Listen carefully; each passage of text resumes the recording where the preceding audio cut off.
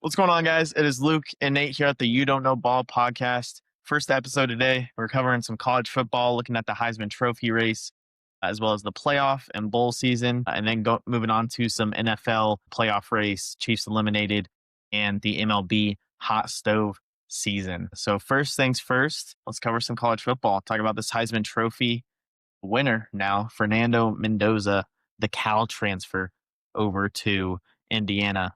What do you think, Nate? What do you think about Fernando? I've watched him a few times. I don't really have anything to say about Fernando. I don't know anything about him. The few times that I've watched him, I haven't been super impressed. Yeah, I don't think this was one of the worst Heisman Trophy races I've ever seen. Like, no one that was a finalist, I felt like actually deserved it. Like, the guy that I thought should win it was Jacob Rodriguez. Yeah, it was Mendoza, Diego Pavia from Vandy. Who else was Jeremiah Love, Julian Sand. Jeremiah Love, Julian Sand. That's right. Okay. Yeah, I mean, none of them had tremendous seasons. Like, personally, I thought Jacob Rodriguez, the linebacker from Texas Tech, should have at least got an invite. But like, there was no one in that race that I thought actually deserved it. So I don't know. It was kind of underwhelming. No really outstanding players. And I kind of feel the same way about the draft this year too. Like, there's no like superstars coming into the league this year. I mean, yeah. I don't think very much of Mendoza or Dante Moore, quarterback from Oregon. I think that probably translates to my feelings on the college football playoff as well. As I was looking through the matchups, the first round matchups specifically, other than the two kind of charity games, I'll call them, with JMU and Tulane, no one really sticks out. And we can get into that, but none of the teams, I don't look at the teams and think, oh yeah, they have the upper hand. I think actually, from the quarterfinals on, I think we're in for a lot of good games. So looking forward to tracking that throughout. Yeah, I mean, that's the upside of not having any one team that's like far and away the best team. Like, the past few years, especially in the NFL, it's felt like, all right, Chiefs and one of the top two teams from the NFC side. So it's a good season for some chaos. I mean, like you said, I don't think any one team is dominant. And I think even like you said, the charity games, I feel like Ole Miss doesn't have their head coach. Very well could see Tulane come in and upset them. Probably not, but there's definitely that chance. And then James Madison, I think, actually does have a decent shot at Oregon. I don't think they'll beat them, but if there was that's my upset pick of the week. I don't think Miami has any chance to beat A&M at A&M. I would pick James Madison over Oregon. You think James Madison has more of a chance to beat Oregon than Miami has to beat A&M? I do. I think Miami has no good wins, pretty much, and obviously James Madison doesn't either. But I think A&M is a much, much, much better team than Oregon is, and so let's get into that. That's a big statement. So let's get into that. And if we can start off with kind of the inaugural game of the college football playoff this season is Alabama at OU tomorrow night at 7 p.m. Who do you like in that one? I'm leaning Alabama. I mean, they've been kind of up and down this year, but I love Ty Simpson.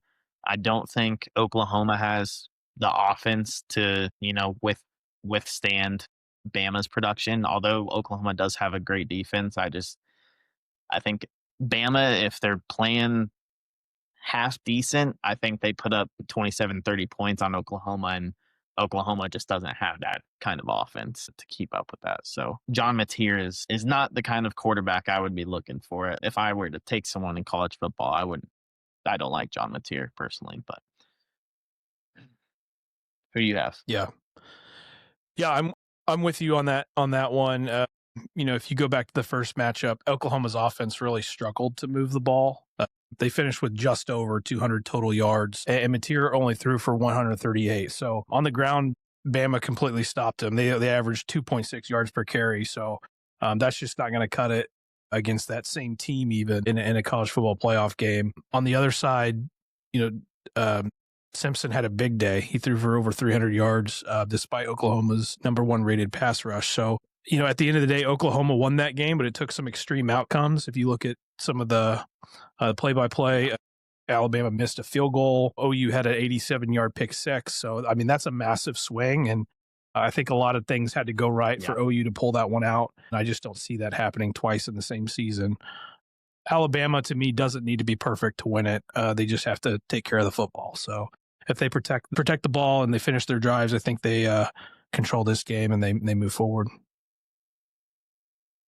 Yeah, agreed. I mean, I think, listen, since John Mateer got his hand, was it fractured or broken? He was out for 3 or 4 games, I believe. And ever since he's come back, he's just not been the same guy. I remember I watched him early in the season. I was like, he's pretty damn decent. But the offense has completely changed since he came back. Like I mean, you almost every single pass they throw is a check down almost. And they have a guy that has like track star speed that took one to the house against Mizzou, I think, for like 90 yards. And he's like a 4.2 guy. Let me see what his name is here. Sategna, I think, is his name. Or no, it's Deion Burks. That's his name. Deion Burks is like star speed. But yeah, again, I can't see Oklahoma having all of those breaks go their way. Like you said, they forced 3 turnovers against Bama the first time around. So I just don't see that happening again. One thing I'll throw out there is this one is in Norman. So the last one was, I believe the last one was in Tuscaloosa. And it was a tight one. So, maybe the faithful in Norman, Oklahoma can will their way into the win column. But yeah, I'm taking Bama at the end of the day. Yeah, for sure. Well, I mean, that it'll be a great first matchup though. Like you said, I mean, at least we're getting probably 2 great matchups on the first weekend here. So the next game would be Saturday morning, Miami at Texas A&M. Miami kind of snuck in there, but who do you have winning that one? To me, this is one of the more interesting games on the board for the entire bracket. I don't think either team has shown an edge, or both have early season close wins over Notre Dame. Miami, beat Notre Dame at home and locked up the win in South Bend, but neither has a win over another playoff caliber team. I like Carson Beck's experience here. He's 34-5 as a starter, and he's been in these big moments, but I think A&M's top tier pass rush is going to prove too much for the Miami offense. And I think the crowd noise at Kyle Field becomes the ultimate difference. This feels like a game where Miami stays close, but the margins tilt toward the home team. I think the Aggies survive. Yeah, I totally agree with you there. We've seen the A&M pass rush just come up big time and time again all year, and really only faltered at Texas the last week of the season. So, I mean, they were 11-0 before that, handling teams. Like, the only close win they had all year was Notre Dame, really. I mean, they survived Arkansas, but Arkansas kind of backdoored that a little bit. It wasn't really that close of a game. So, I mean, their defense has been dominant all year. And their Le'Veon Moss at running back, I mean, he's a stud. I think he'll be a difference maker. I don't think Miami has, I mean, they have a decent defense, but I think A&M is able to put up well more than enough points to let their defense handle the Hurricanes. So I'm leaning A&M as well. All right, we've got to differentiate somewhere. We both got the same picks so far. The third matchup of the weekend is Tulane Ole Miss. Where do you have this one landing? It's hard to go anywhere but Ole Miss. I mean, I don't think, you said it earlier, it's that this one is more of a charity game than the James Madison at Oregon. I feel like I think Tulane, their head coach earlier this season was the guy that was like, we're going to be in the playoff. We don't deserve to be in the playoff. Like he said that 8 weeks into the season. I mean, the fact that they Wow. kind of snuck in there. I mean, they already got smacked at Ole Miss once, 45-10 in week 4. They're missing their head coach, but they still have their play caller that came back, their OC. I don't see anything other than an Ole Miss blowout here. I would expect it to get pretty ugly. Yeah, we're moving in lockstep here. Like you said, we've already seen it play out 12 weeks ago. This is really my biggest issue with the current system. This feels like a charity game. This is not a playoff game. Quite frankly, this is the slot Notre Dame or Texas should be occupying. From a football standpoint, I don't think Tulane, while they had a good season in their own right, I don't think that they're any match for Ole Miss. I mean, as demonstrated earlier in the season, even without Lane Kiffin on the sideline. The talent gap is a real thing, but Tulane's a good story. But these stories end when you play elite speed and depth, and I think the Rebels want to run away with it again. Yeah, and I mean, we can get into that in a later episode. I have my own thoughts of how the playoffs should change, but I think with Ole Miss's, I think his name is Kevon. I think that's his first name, Chambliss, their quarterback. I think he's a stud. He's probably going to transfer after this year. He's probably going to follow Kiffin to LSU. He's a dual threat from the first snap to the final whistle. So I don't see anything but greatness coming out of Mississippi on Saturday afternoon. But moving on to the last game of the weekend, we got James Madison at Oregon. The line is opening at 20.5. I mentioned before, I think this is if I had to choose an upset of the week, I don't really consider Alabama over Oklahoma an upset, but if I had to choose one, I would go with James Madison. So what are you thinking here? Well, I'm so curious to know what you're thinking here, because to me this is another one that feels like a charity game. If the goal is to crown the best team, this isn't how you do it. And honestly, it's not fair to the Bulldogs either. They had a good season, but they just don't belong in this game. Yeah, the Oregon space is going to stress Jamie in ways they haven't seen, and I think the Ducks fly in this one. Tell me what you're think. Tell me what you see for JMU. I think it's more of what I don't see from Oregon.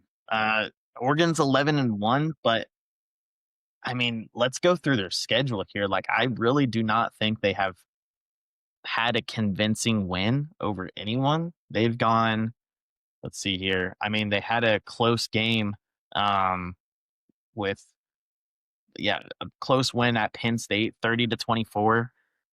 Penn State was they were reeling, like they were down bad. I think that was the week before James Franklin got fired.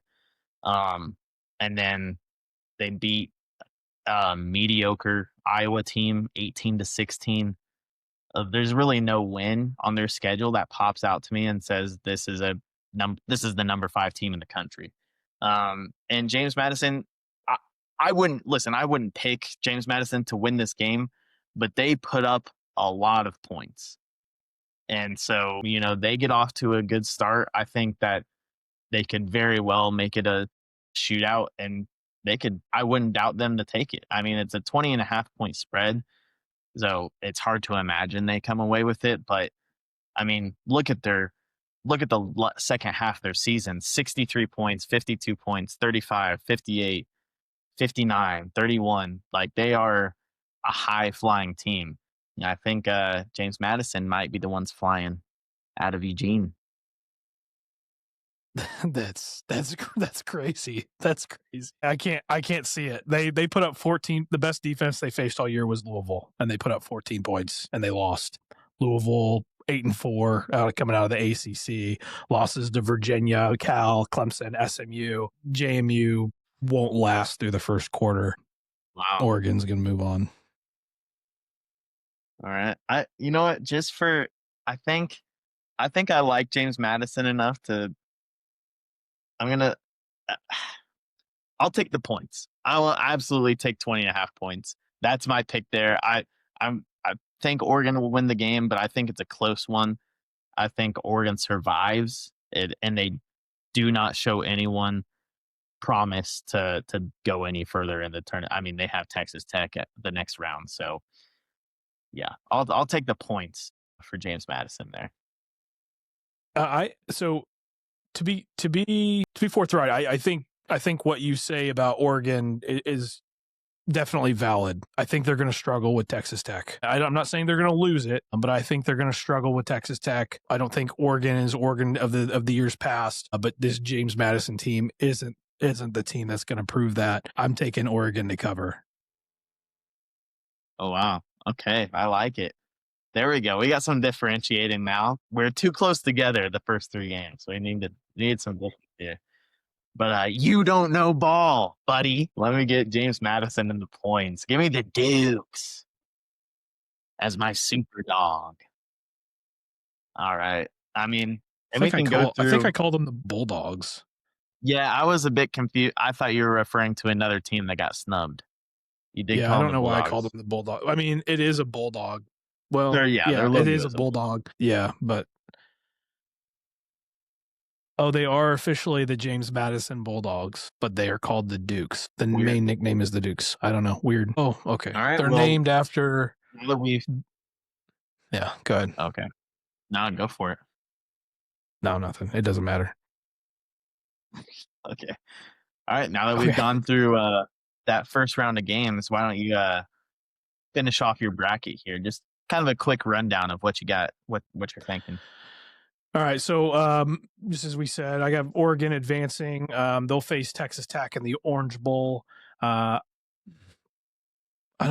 we said earlier, none of these teams really stand out to me, but I have Tech winning that one. I have Alabama over OU, and then they'll face Indiana. I know there's a lot of hype around Indiana right now. You know, they took down Ohio State in the Big Ten championship game.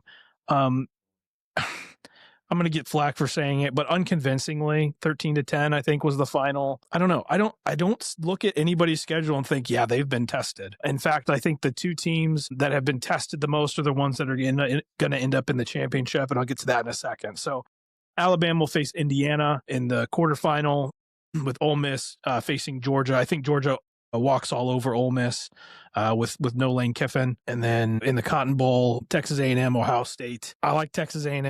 I might be an SEC stan, or I might get called an SEC stan for taking that. But I just, again, no Ohio State win has looked convincing to me. No Indiana win has looked convincing to me. But you can apply that same logic to the SEC teams. I just think that they're a little bit better tested this season with the depth of the Southeastern Conference. In the semifinals, that leaves Texas Tech and Alabama. I think Bama takes Texas Tech down for another shot at the championship, and then I have a Bama Georgia championship. That'll be the third time they play this year, and I've got Georgia walking away with it. I mean, playing a team 3 times in college football in 1 year is kind of crazy.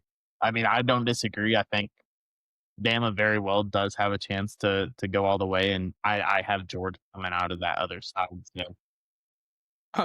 obviously that's rare in the NFL where teams play each other in the division twice and then have the potential to match up in the playoffs. So the fact that they would play it a third time, that I'm sure it'd be a great game. I don't think Alabama makes it out of the second round. I'll start with the Rose Bowl there. I think as fraudulent as I have said Indiana and Ohio State are, or I think they are, I don't think Alabama's consistent enough to make it out of Norman and then go to the Rose Bowl a couple weeks later and take down number 1 Indiana. I think as overrated as I think Indiana are or is, I think they're gritty. They're gritty as shit, man. They grind out wins. They had that. They were almost upset at Penn State after Penn State fired their head coach and had all this stuff going on, and then that they gritted it out. As bad as Penn State was this year, I mean, that's what you want out of a championship team, is guys that go in and end up winning those games. So I've got Indiana over Bama there in the Rose Bowl, and I mentioned it before. Texas Tech, their defense, I don't think Oregon, after, in my opinion, grinding out a win at home against James Madison, I don't think they will look like they have any business being in a game with Texas Tech. I think Texas Tech walks all over them. I think Tech's defense is a real problem. Jacob Rodriguez, I mean, they've got they've probably got 3 first-round picks on their defense here, so they're stacked. So that takes Texas Tech and Indiana to the Peach Bowl. We'll touch on that in a second. And then I have Ole Miss and Georgia in that Sugar Bowl. Uh, like you said, I don't think Ole Miss is able to do much at all. I think Georgia. I think it's a low scoring game. I think Georgia probably puts up like 20, 23 points, but I think they hold Ole Miss to like 7 to 10. I think Georgia's defense is back to being a problem again. So we'll take Georgia there. In that Cotton Bowl coming up here, Ohio State versus Texas A&M, I think has a chance to be the best game in the playoffs.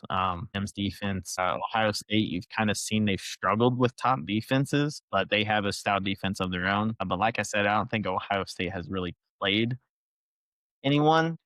They're in the Big Ten. They really, like you said, no game that they won is convincing to tell you like they're good enough to beat any team in the playoffs. So I lean towards taking A&M here, and I think they probably win it on a walk off field goal or something like that. So that takes A&M and Georgia to the Fiesta Bowl, and Texas Tech and Indiana in the Peach Bowl. So I'll touch on Texas Tech and Indiana. I think this is where Indiana finally falters. I think that they have not seen a defense like Texas Tech all year. Texas Tech's defense is the real deal to me. I mean, Jacob Rodriguez, like I mentioned before, their edge rusher is a beast. David Bailey. Jacob Rodriguez is a beast as a linebacker. Bailey's a beast on the edge. I mean, they've got some real guys that can shut down Fernando Mendoza. So I think Texas Tech actually probably walks with that one by a couple touchdowns. So back to the championship, and then Georgia. I think this is a semifinal game, and for some reason, it doesn't excite me. Like Georgia and A&M, I just don't think is that great of a matchup. I think it's okay. Like both defenses are pretty stout. Neither offense is very explosive. I think it's another low scoring game that we see from Georgia a lot. Um, I think Georgia wins probably 20-17. And then Georgia, Texas Tech championship game. And either Red Raiders. Red Raiders. I think Texas Tech's defense carries them to the championship. And I think Morton is pretty solid as a quarterback. I really haven't touched on their offense quite yet. They're not the best offense, but they don't turn the ball over. And they manage the game well enough to let their defense win the game for them. So I'm going to take Tech over Georgia in that championship there. You got any issues you want to pick with my bracket? I mean, I'm sitting here looking at Tech's schedule, and I think they have put up some impressive. I mean, just in terms of points allowed, they put up some impressive numbers. But I don't see any impressive offenses that they've played either. The most points they gave up was 26, and that was against Arizona State. Next best case you could make is BYU, and there's a reason that they're not in the playoff. Again, I think this is another team that's untested. The good thing I will say about the playoff is, again, no team stands out, and to me that's appealing. I feel like in years past we could say, we know Bama's going to be there, we know Georgia's going to be there. I don't, I did pick both those teams as a championship, but I'm not. This is probably the most uncertain I've been about the college football playoff results in many years. And so I think getting to that kind of that level of uncertainty kind of takes it to an NFL level of parity, where games are one score games and they're not blowouts. I'm thinking back several years ago to, it was probably one of the first college football playoff games, and I can't remember who it was now, but one of the weaker teams got in. We knew like it was going to be a slaughtering, and I don't look at any of the games other than the two in the first round. All the other games to me are toss ups. Yeah, I mean, I definitely agree with you there, and I mean, listen, that's the benefit of having a 12-team playoff now. A lot of people complained about this, saying it's too much, but you get chaos. I mean, Ohio State fell apart at the end of the year last year, and they were the either 8 or 9 seed, and they went on to win it all. I think there's an issue that they probably need to fix with the fact that teams are sitting around too long. Teams with the first round bye, they sit for almost a month before they play again, Yeah, if not a little I more think than a that is month. And problematic. so, um, I think that's a big reason why we saw, I think 3 out of 4 of the top seeds last year lost their first game. Yeah, if we see that again So, this year, I yeah, think there's something definitely has to be chaos, and that's done. But it's ordered chaos, right? yeah, I It's think ordered you chaos. It's not March Madness. We're not going to have a 16 not that we have that anyway a lot, but we're not going to have a 14 over a 3. There's not going to be a 13 over a 4.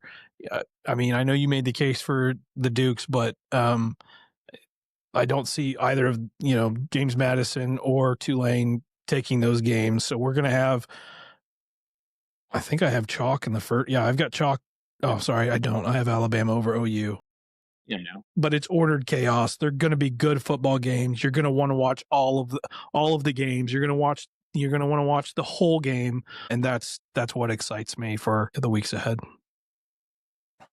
Yeah, and I might go off on a tangent here, but I mean, that's part of my case for expanding the playoff further. I think you do this, what I want to do is expand it to 24 teams, and I have a system that would get us there, but you're able to get, at least 1 or 2 group of 5 schools, give those teams an actual like path. It probably will never happen, just like it never happens with mid majors and the NCAA tournament. But you give them a chance to have an upset or two, and that sets that program forward. Like it sends them into the stratosphere as far as mid majors go for the next few years. Um, but then you start having conversations about actual upsets that are possible. Like I don't know who's in 15 through 20th ranked team right now that missed out this year. No, they're not 15th, but teams that come to my mind that I think didn't get a fair shake in terms of missing out on behalf of JMU and Tulane is Texas and Notre Dame. Yeah, I mean, To me, those are the Texas, Notre 2 Dame. teams that stand out the most. I think Michigan started to really put it together towards the end of the year this year. I think they went 9-3. They fired their head coach as kind of a. They didn't fire him because they went 9-3, but they were. Why I did think they they were a fire solid. him? We won't touch on that today, but I think a lot of these teams. I think Georgia Tech. They're not the best team, but they very well could upset any team in the top 10 on any given Saturday. Who's that? I think. Texas? What's that? Georgia Tech. Who did you? Georgia Tech? I think Georgia Tech could upset any team in the playoff if they were to play them at a neutral site, not neutral site. I think they were a great team this year. I love Haynes King. Their quarterback is a great player. He'll probably, if he doesn't transfer to another school, he'll probably stay there and have another great year and end up being a first, second round pick. I think, so expanding. My thought is expanding to 24 gets rid of the stigma on letting the group of 5 have a couple teams in there, but it also rewards teams in big conferences that may have had a very tough conference schedule. Because listen, the SEC, you're like Texas played an SEC schedule, but they're not always getting the best teams in the SEC every year. Like Arkansas, South Carolina, like there's teams in the SEC that give teams a cakewalk outside of a couple of games. So I think expanding to 24 teams, I'll cover that in a whole separate video, but I think that it allows you to like settle it on the field. Okay. Let's see. With that said, let's move on to the NFL. We've got the playoff race to cover, but I think being both of us grew up in Kansas City, we're Chiefs fans. I think we would be remiss if we didn't just reflect on this failure of a season so far. What are your thoughts on the Chiefs being eliminated and Mahomes' injury? Well, it's definitively a failure. In terms of not making the playoffs, yes, Playoffs.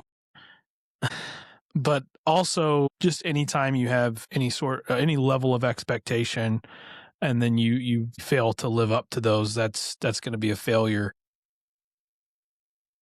I don't know. I think a lot of people are saying with the end of the dynasty and kind of hitting the panic button. I didn't have the most positive outlook on them this year from the get go, from even last season. I think that I had a lot of concerns because, there were just times where they should have been stepping on their opponent's neck, and they let them linger, and that's how you lose football games. And I think that was the difference that we saw between last year and this year. Is last year they're 12-0 in one score games, and then this year I don't know their final record, but I think it was like 1-7, something like Yeah, that that. sounds right. So that's going to even out over time. So you have to take care of business when you have the opportunity to do so. And I just think, I don't know how long Mahomes' knee was bothering him, but they were just not crossing their T's, not dotting their I's, and you could really see that from the get go. I think a lot of this season could be chalked up to a lack of focus. There were a lot of distractions with Rushy Rice, missing the first 6 games, um, just stuff like that eventually wears on a team, and um, you know, so Yeah, a lot of silly stuff that you would not expect from an organization that has won 3 Super Bowls in the last 6 years. I mean, the fact that you have to wait 6 weeks for your best receiver to come back, and you saw the effect immediately. I mean, he was dominant in the first few games back, Rice was. And I think as soon as that kind of like fresh feeling wore off to where, I mean, teams had gone 18 games or something like that without seeing Rice involved in the offense. So I think once that fresh feeling and they're like, they got tape on him and how the Chiefs wanted to use him this year, I think he settled down a little bit more. And then, I mean, you come down to the last few possessions of all of these one score games. Mahomes did his job, and I think he was second in the league and leading like clutch drives this year. Like every time he had a chance to make a clutch drive in the fourth quarter, he was doing his job, and then the defense just couldn't get off the field. They either couldn't get the ball to him to give him a chance, or they couldn't get off the field after he did his job. So I think there's a lot of work that needs to be done on this defense. A lot of it you can chalk up to injuries. I mean, we lost our second round pick. I think second week of the season. Omar Norman Lott was supposed to be a great pass rusher alongside Chris Jones, uh, and on the inside there, and then Gelati was out for I think 4 or 5 games, and so you kind of come down to it, and you're relying on Chris Jones to create havoc is really what our defense was this year. If he wasn't getting pressure, no one was, and that's why you're giving up 3rd and 17s. You can't get to the quarterback. They have 6, 7 seconds to throw the ball every play. So yeah, I mean it's definitely a failure. I think people pressing the button to the panic button on the dynasty ending is quite a bit premature. I mean, people call the Patriots dynasty the same dynasty all the way through, and they went 10 years without a Super Bowl ring. So I don't think you can, I don't think we're anywhere close to saying it's the end of a dynasty. I mean, I think as long as uh, Mahomes and Andy Reid are together on the same team, I would say it's probably the same. Unless they miss the playoffs like 4 years in a row or something like that, then I wouldn't call anything the end of the dynasty. I think Mahomes is going to attack this rehab and come back with a vengeance next year, especially with the third place schedule.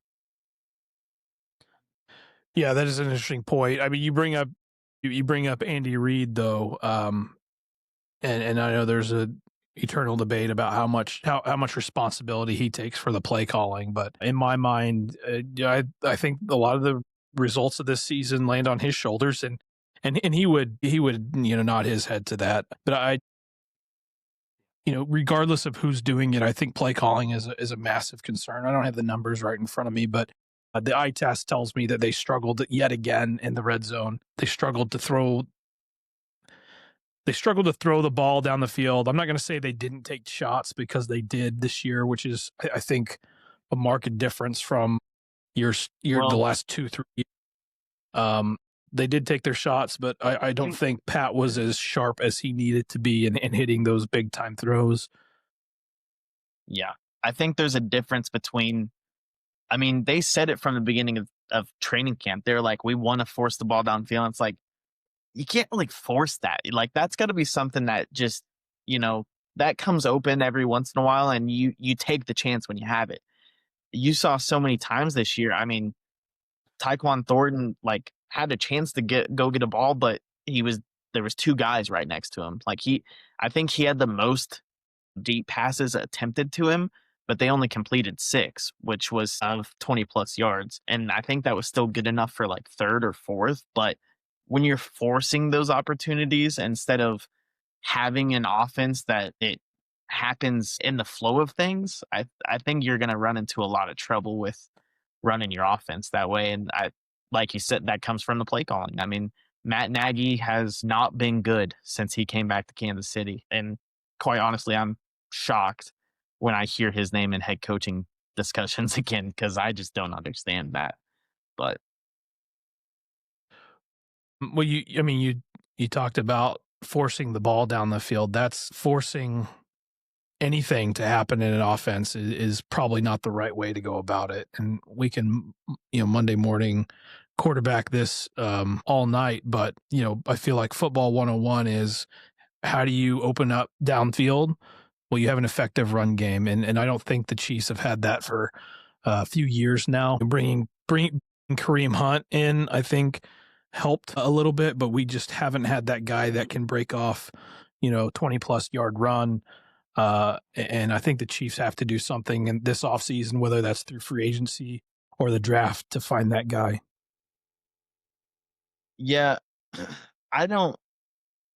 I think a lot of Chiefs Twitter hates on Pacheco, for, I mean, rightfully so. Sometimes he's not the greatest at the jump cuts and getting into the right gap that has been opened up. But if you look back at the 2022 run and 2023, before he broke his leg, um, I mean, he was a great running back. Like, he gave you what you asked for and more, especially out of a 7th round pick. And I think, 2022, Eric Bieniemy was still here, was still the offensive coordinator. Um, and I think that's the biggest reason, from my mind, that I see the drop off from 2022 to 2023. I mean, listen, 2022, we didn't have Tyreek Hill anymore. Like, there was no excuse for defenses to not be able to stop us. We had Travis Kelsey, and then we had, uh, who were our receivers that year? Kadarius Toney, Sky Moore. Uh, like, we did not have good receivers, and yet somehow Mahomes still threw for 5,000 yards, still won the MVP, still won the Super Bowl, and then you bring Matt Nagy in, and I mean, everything changed in 2023. That season was a fight and claw from Mahomes. Gave everything he had to get that Super Bowl win. And you could tell that it was not a well-oiled machine whatsoever. And like you said, I mean, Andy Reid's gonna take some blame for that, but quite honestly, I'm over that at this point. Like, he says the same Sure. things in all of his press conferences. Like, he's like, we got some things we got to clean up, and it's like, all right, like, we've heard this for 3 years now about your offense. Something's got to give, and I think that is Nagy has to go, as well as a lot of the assistants, wide receivers coach Connor Embry, definitely, and then some other guys too. But yeah, let's move on to the playoff race. But we can touch on everything. I mean, right now, to date the recording a little bit, we're looking at the Rams and Seahawks in overtime, 30-30. So winner of this game takes control of the NFC. I mean, we'll see who comes out on top here, but as far as the rest of the NFC goes, what are you thinking? Who's a contender and who's a pretender for you? I think the two teams playing tonight are the top of the charts. One of them's going to end up with a wild card spot, but I think I like either one of them to come out on top in the NFC. I think you potentially have a couple challengers in San Francisco, Green Bay. I think Chicago's trending upward, but I don't think they're quite there. I think they still have, Caleb Williams still has some growing to do. I don't like the way that they're underutilizing Adunze. I think in the next couple of years, I think they'll have a better shot, but they've definitely had market improvement. But I probably see LA or Seattle coming out of the NFC. Yeah, it's kind of shut down over the last couple weeks. I mean, it looked like it was going to be a wide open conference, and then you see the Eagles have started to really struggle. The Packers lose Micah Parsons. The Lions have not been quite right all year. Baker Mayfield has been playing hurt since like week 3, something like that. So I think it's really close to. I would agree. It's probably down to the Rams, Seahawks, and I mean, the Bears aren't really hiding much anymore. Like they're 10-4. They're a great team. I have them probably going to the conference championship just because the Seahawks would have to match up with the Rams or vice versa. Rams would have to match up with the Seahawks before the Bears get to one of those teams since they are the 2 seed. So I'd probably have Bears Rams as at the conference championship game, but I mean, the Rams have the MVP in Stafford and probably the best coach in the league right now, in my opinion, Sean McVay. So it's hard to go against them. I think I'd probably take chalk this year to go with the Rams. Yep, I think that matches up with what I'm expecting. What are you seeing in the What are you seeing in the AFC?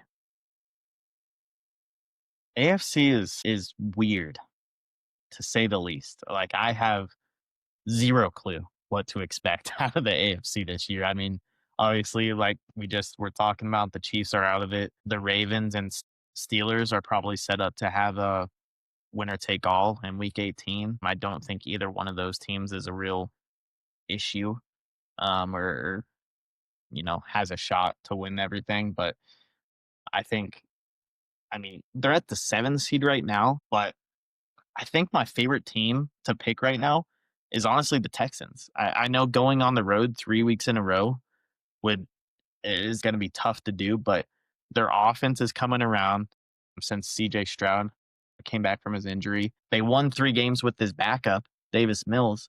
So if they have to go to his backup, like if he gets re injured, they're okay. I mean, their defense is probably the best I've seen in multiple years. I know the Broncos are 12-2, the Patriots are 11-3, but I mean, the Texans are as hot as anyone in football. They started off 1-5, right?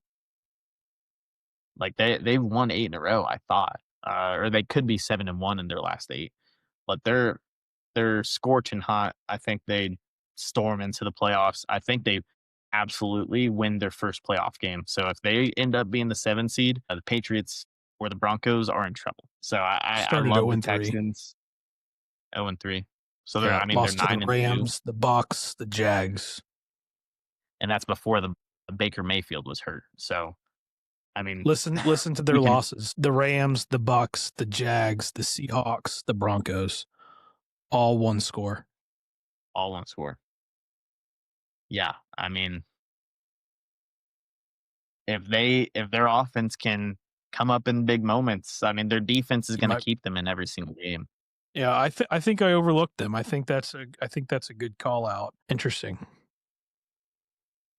That is I mean, if that is not there's it's not who I thought they were, but yeah, I think you found something yeah, there. there I think since the NFL added the 7 seed, I think only there could be no 7 seeds that have won a playoff game, but I think there's been one. Yeah, it was the Packers were the 7 seed when they messed up the Cowboys, weren't they? In Dallas, I think they were. So I think that's a 1-7 over 2, and I think that's potentially what we might see if the Texans stick there at the 7. I think that they might walk in and ruin somebody's day. So I would I don't know if I would necessarily take them out of the AFC with having to go on the road 3 games in a row, but the AFC is a mess. I don't know what to make of it. What are you thinking? What are you looking at?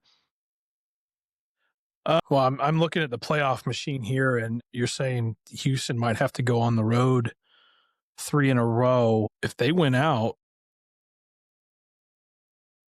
They could end up winning the division. they might be sitting at the 3 seed. Yeah. Um, Yeah. and I think, they would play Jacksonville and then potentially, you know, Los Angeles, Buffalo. I don't know. I don't like anybody running into Buffalo. I know they have defensive Yeah. issues, but the way that they just stormed back and took that game from New England, that's scary. Yeah, I mean, there's all the pressure in the world on Josh Allen right now. Like, you don't have to play Patrick Mahomes in the playoffs for 1 year. You better go get it. Like, this is your opportunity. You probably don't have to face Lamar. You don't have to face Joe Burrow. You're facing, like, the hardest matchup you'll probably have is CJ Stroud, and it really, obviously, that's more the Texans defense than anything. Yeah. So I think this is his opportunity to finally cash in on. I mean, without Mahomes in the way, he probably has at least one ring by now. You have to think. I mean, he's lost 4 playoff games to the Chiefs, so yeah, I think the Bills and Texans are probably my 2 favorite teams in the AFC. I don't think the Broncos and Patriots are real threats. I mean, the Patriots have a 4th place schedule, so Just 11 sitting and here 3 looking at doesn't. it, I think I just sitting here looking at it. I think so. To me, the two most similar teams are the Broncos and the Bills. Defensively, Denver's far and above Buffalo, but I think Buffalo's offense is a little bit more dynamic and consistent. Josh Allen obviously has more experience than Bo Nix, but I like what Bo Nix has done in Denver. But ultimately, I think I see Buffalo coming out of the AFC. Yeah, I mean, it'll be interesting to see if they can pull out the division. I wonder what the tiebreaker looks like there. Like, if they end up with the same record, do the Bills win the division? I guess the Patriots are 3-1 in division, and Bills are 3-2. So So I've I would got assume Bills at over least. Browns this week. I have the Bills beating the Eagles in week 17, and then I have the That would. Bills over the Jets in week 18. So I've got them winning out.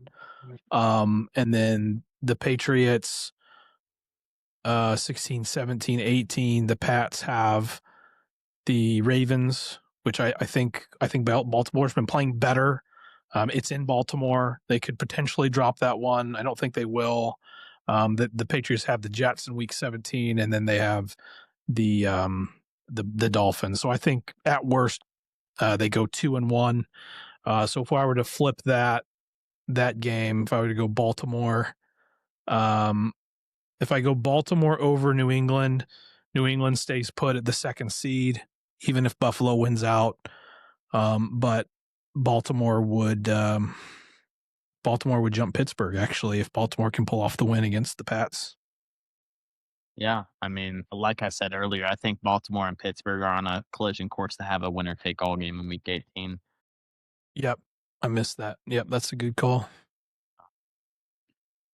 Yeah, obviously the Colts are probably done for. They don't have the easy schedule, and Philip Rivers is their quarterback. So, not. I love Philip Rivers, love seeing him back in the game, but it's tough to see them scratching and clawing their way back into the playoffs after the collapse that they've had. If I were to make a Super Bowl matchup pick right now, I personally would probably go.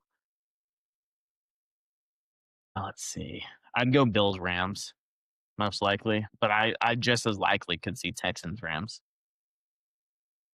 I like Bills Rams, and I like the Rams taking it. Yeah, I mean, as we're sitting here talking about the Rams, Stafford has thrown for 450 yards, and Puka Nakua without Devontae Adams has 225 receiving yards. So, Wow. and the Seahawks have a top 3 defense, right? So, I mean, Wow. it's tough to see the Rams losing to anyone if they're doing this to the Seahawks. Right.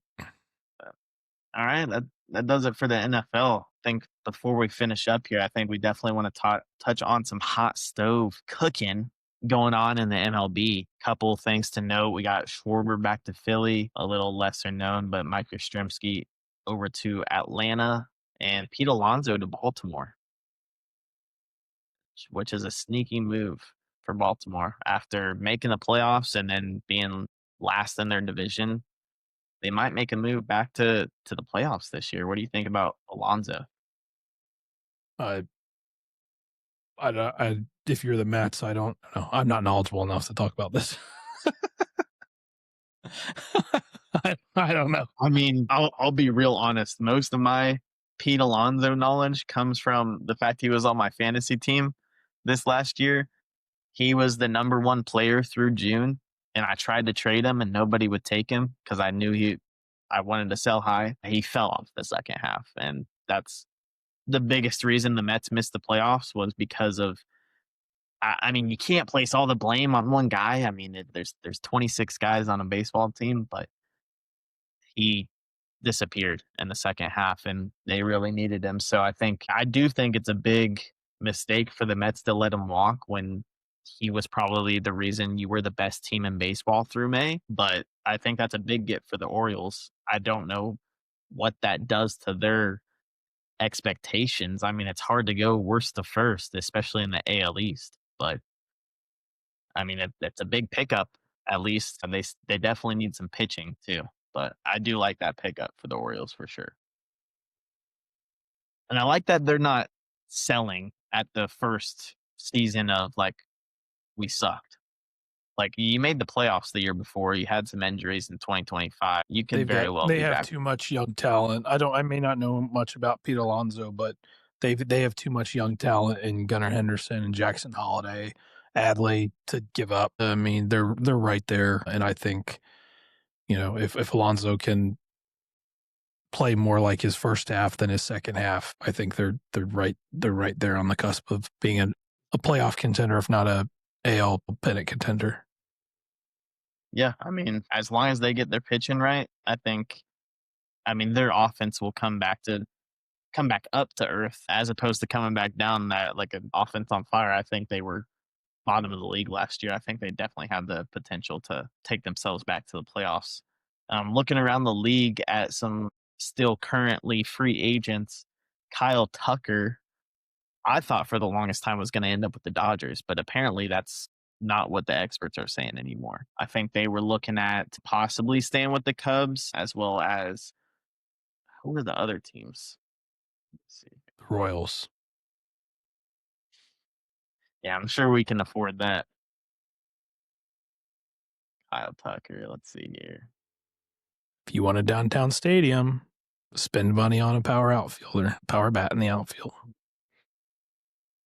I mean, he wasn't even all that special last year. 22 home runs, 73 RBIs. Not the greatest contract here. That's a power bat for the Royals. And Kaufman, that's probably 15 home runs. Let's see. Someone else that hasn't signed yet, Bo Bichette. I know teams are looking at him as possibly moving him over to second base. Even the Royals I think, were rumored to at least be considering it. It looks like ESPN mentions the Braves, Mets, Blue Jays, and Yankees as potential suitors. Who do you think he lands with? Who'd you say? Yankees? Yankees, Who? Blue Jays, Mets, and Braves. I don't know. I Who mean, knows how so boards are formed? if he went to the Mets, he would have to move to either third base or DH or the outfield, and I don't think that is something that the Mets would want to mess around with. They probably have Well, I other mean, guys that they could look at beforehand. don't the Braves have Albies? Yeah, I don't see a spot for him unless he's going to take over from Orlando Arcia. I don't see a spot for him on the Braves roster. I mean, they have Kim at shortstop. I mean, Kim's a solid Kim? player, but he's not Ha-Seong Kim. The Braves? Yes. Why is he not listed on their depth chart? Well, he just signed with them this year, like during this offseason. I see Ha-Seong it. Kim Okay. did. But they gave him $20 million. That further proves my point. If Yeah. they signed him to a $20 million contract, Bo Bichette's Yeah. not going to Atlanta. They're out. Yeah. I would, I mean, unless they're going to just play him. I can't imagine that. No. it's really tough to find it's really tough to find a spot for Bichette. I mean, these are the top 4 teams that ESPN has mentioned. The Blue Jays aren't bringing him back. I mean, they don't have anywhere. He would have to permanently go over to second base. I'm not sure that he has the interest in doing that for the Blue Jays of all teams. I think he wants to move on. It didn't really seem like he wanted to move to second for them, but I guess supposedly he's willing to do it for other teams. So, well, and are the Yankees are the Yankees giving up on Volpe? Are the Yankees giving up on Volpe? Are they moving Jack third? What's the plan there? I think the most likely scenario, supposedly from I've got some Yankees fans in my fantasy league that they're tuned into like John Boyne, and all those Yankee insiders, and supposedly Jazz is probably going to be traded. So then that would free up second base to where you're probably moving Volpe over to second because Volpe's not a solid defender at shortstop, and then giving shortstop to Bichette, I would assume. Interesting. Yeah, I All right. I guess that's the most likely. I would probably go Bichette to the Yankees, but if we want to finish up here, let's touch on the Royals. We talked about them a bit ago. They need a power outfielder, but I guess there's rumors all over the place of who they're willing to bring in. Ketel Marte to play second base, so that would basically eliminate Jonathan India from any talks of being in the lineup. So that India would have to be traded. And then finish it up here. Talk about the Royals, our hometown team, before we wrap everything up. It looks like they are all over the place on who they're interested in. You said they needed a power outfielder. Looks like they're interested in second baseman, outfielders, everything at this point. It seems like they were interested in Teoscar Hernandez, Jaron Duran, CJ Abrams, Ketel Marte. They're rumored to be linked to all 4 of those. So my personal ideal would be bringing in Ketel Marte. I don't know what that would look like on what they would need to send. I would assume it would probably be a pretty hefty package to go get Marte. But who out of those 4 are you thinking would be the best addition? I think anytime you can add a switch hitting middle infielder to your lineup, I think it's a positive. Assuming they hit well. What did Ketel do last year?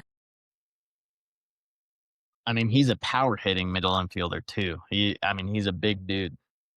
So 283. Whoops. 28 home runs. Got on base, 376 OBP, 893 OPS. Yeah, I mean, obviously any team would love to add that, especially at the second base position. It's pie in the sky in my mind for the Royals. I don't think they have a huge shot of landing him. I think the asking price is going to be pretty high. And I just haven't seen the Royals' willingness to go and trade for what I would consider a big name like that. And frankly, I don't know if they have the farm system to do that. That would be pretty much an all-in type of move, I think. So I think we'll see. I think we'll see what we've seen historically. They'll try to piece some things together, recreate some guys in the aggregate, and I don't think it's worked out in the past. I don't know that it's going to work out now, but we're always hopeful. I mean, my thinking on it is I feel like they've pieced together their entire roster outside of a left-handed reliever to be looking for a big superstar. I mean, they got Eric Collins from the Brewers, he's going to be your everyday left fielder. He's a switch hitter. You can play him at seconds, so it gives you the versatility to go get a power outfielder if you want. But I mean, you still have that option to go get a second baseman as well. I think the way that the offseason has played out for the Royals this year and the way that John Sherman has spent money in the past, I think this is where we're going to see something we've never seen as Royals fans, and that's taking a shot. I know that might be wishful thinking, but the way I see this offseason playing out, I mean, it really feels like they are finally going to take a chance on a big name. And Ketel Marte has a great contract, 19 million AAV. He still has three years left with I believe it's a club option. It might be a player option, but I think it's a club option on that fourth year. You know, the price might end up being Reagan's, and I think that probably just depends on if you're willing to give that up. Personally, I would probably pull the trigger for Ketel Marte. That's probably the only guy that has been rumored to the Royals that I would trade for. I would trade Reagan's for. I wouldn't give Reagan's up for Duran. But Reagan's has had some injury issues. So I think selling high when he's had two great seasons back to. Hey, thanks for listening in to this episode of You Don't Know Ball. We'll see you next time.